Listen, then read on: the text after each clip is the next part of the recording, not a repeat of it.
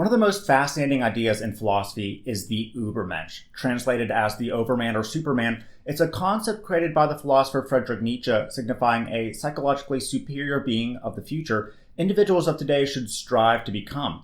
Although the Übermensch is just briefly mentioned at the start of Nietzsche's greatest work, thus Spoke Zarathustra, this idea of an exemplary human we ought to strive to become appears throughout his work and can be seen as a core pillar of Nietzsche's philosophy.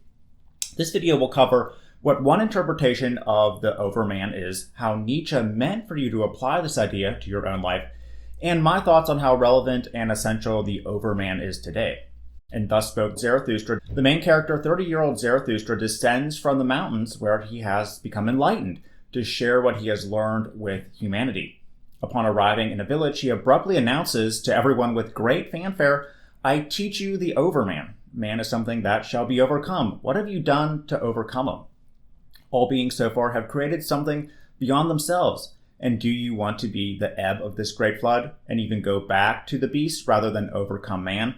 What is the ape to man? A laughingstock or a painful embarrassment? And man shall be just that for the Overman, a laughingstock or a painful embarrassment." Zarathustra paints a picture of a being that's far more evolved and conscious than both ape and man, looking down on both of them. So this leaves us with some initial questions. What is the Overman? Why must man be overcome? And why does Zarathustra the prophet need to teach us this concept anyway? To understand the answers to these questions, we first have to briefly explore the concept of nihilism and Nietzsche's thoughts on it. Nietzsche saw nihilism as the outcome of a repeated frustration in searching for meaning and purpose in religion, specifically Christianity. Thanks to science and the Enlightenment, Christianity began to be seriously questioned as truth. Plus, Nietzsche believed his own psychological insights into why humans feel the need to create things like religion led him to believe Christianity is something people need to and eventually will give up. Because of this, the false Christian values and beliefs that used to give our life meaning, like living for God, now have no purpose for the rational thinking individual. People may fall into despair since it appears that we're just regular animals in a universe with no objective meaning to it. He wrote, "Nihilism appears at that point, not that the displeasure of existence has become greater than before, but because one has come to mistrust any meaning in suffering, indeed in existence. It now seems as if there is no meaning at all in existence, as if everything were in vain." This collapse of meaning, relevance, and purpose, he believed, will be extremely destructive, but could be overcome and had to be overcome. Hence the concept of the Overman, a highly evolved, psychologically strong individual that has overcome false imposed values and meaning and created his own subjective values and meaning to life. Nietzsche does not give a specific description of what the Overman is precisely and the values he creates, but instead helps us understand what the Overman is by examining what he's not. After being mocked, Zarathustra decides to teach the crowd about the last man, the antithesis of the Overman. It is time for man to fix his goal. It's time for man to plant the seed of his highest hope. His soil was still rich enough for it, but the soil will one day be poor and weak. No longer will a high tree be able to grow from it. I will tell you, one must have chaos in one to give birth to a dancing star. I tell you, you still have chaos in you. Alas, the time is coming when man will give birth to no more stars. Behold, I shall show you the last man.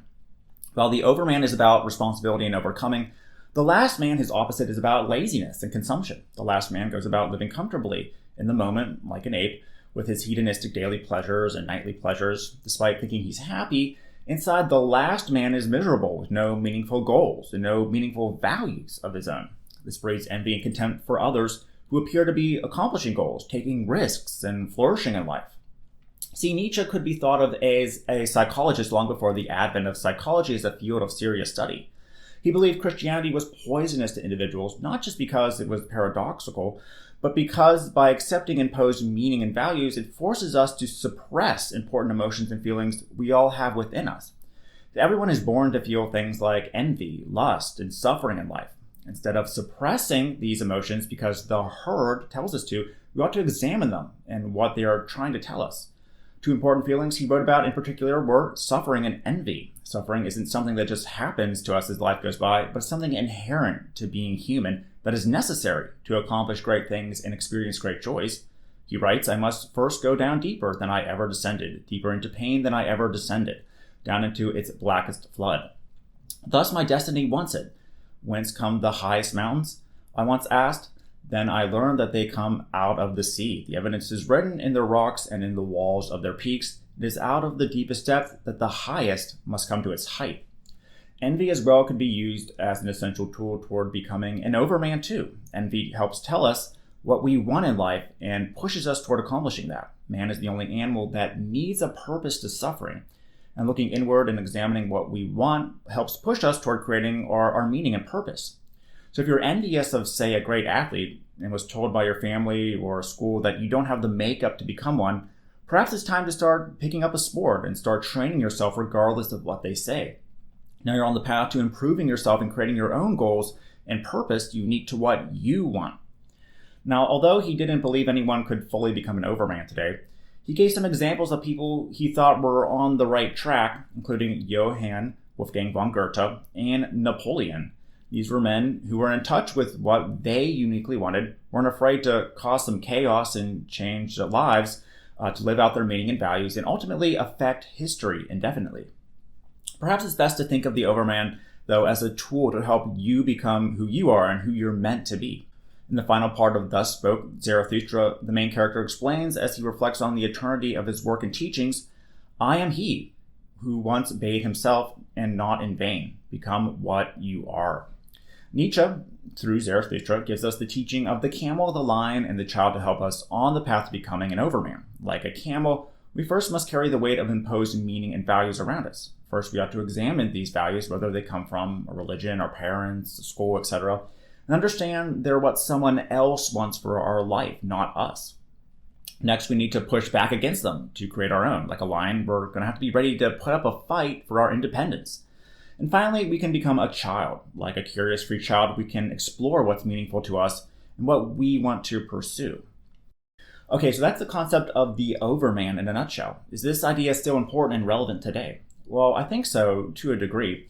Studies and research into human well-being are continuously showing that when we don't have a bigger purpose than just aiming for fleeting present moment happiness, we begin to become worse off, in some cases resulting in serious depression. Meaning appears, at least so far, to be something man is wired to need to have a better life. Plus, like his last man, if we just live moment to moment, hedonistically with no real aim to our lives, a purpose and aim will be given to our lives by others that, if history is any indicator, won't be good for us long term. Of course, there's something to be said about just living in the moment and not having to strive so much to be something great all the time. Research as well is showing that many of us need just simple in-the-moment feelings of joy and happiness in addition to a bigger purpose to have a better overall life. Now, having a better sense of subjective well-being doesn't seem to involve just striving for meaning and being great alone. However, being a great philosopher, Nietzsche thought that's what people of his time needed to hear, and thus he created the Overman. So let me know your thoughts on this topic or anything else covered in the video. And if you want more videos about Nietzsche, let me know below in the comments. And as always, make sure to subscribe for more videos like it using the link in the description, and turn on the notification bell to receive updates when new videos come out. Thanks for watching, and I'll see you again.